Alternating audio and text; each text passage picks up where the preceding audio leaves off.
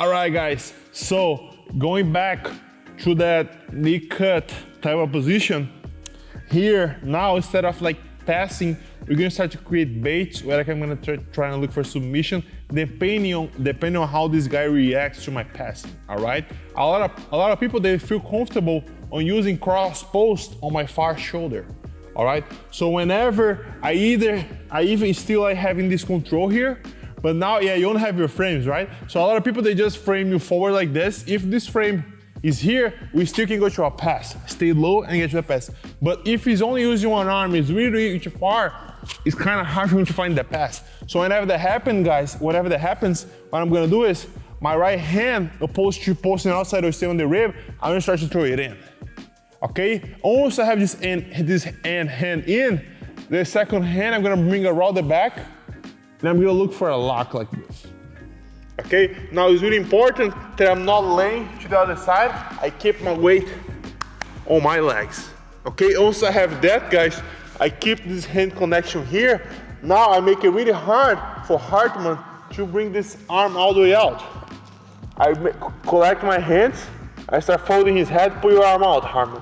Hard, right? So once I start going to the pass, most likely, I can start to bring him towards me.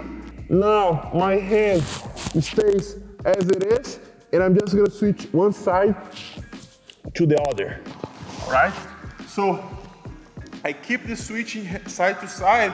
If he stays on this side, which happens pretty often, and he turns back down, which is especially gonna work now, I'm gonna lock my darts right away.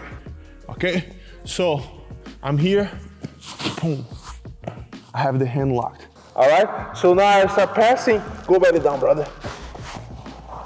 Head is in, I lock, okay? So guys, once I lock my darts, it's really important for you guys to understand the concept of finishing it, okay? What I do kind of differently from what everyone does is, once I have the lock, I start spinning my arms, which brings way more pressure to the finish than just the regular squeeze. So whenever I have it trapped, I'm gonna start squeezing, almost like like a twist type of thing, all right? So I'm here, I start passing, boom. I have my hands in, I start passing. Now as I lock, I'm gonna bring my right elbow up and my left elbow down. Why? Because sometimes for your squeeze, it's not gonna be enough. So once I start the squeeze and I bring the turn, it's gonna bring way more pressure in his neck. All right? So if this guy is still show some sort of resistance, I can start to create that twist, turn my body towards him, and look for a half guard. So I'm here, turn my body towards him, and look for a half guard. He taps.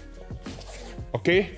So the two things that are really important details here is, once he starts framing, my hand has no effectiveness on staying here. So this hand is gonna start to go under, but I cannot lift the hand by itself there because that's not gonna have any leverage. So I can use my shoulder to pop this frame off and start connecting my hand.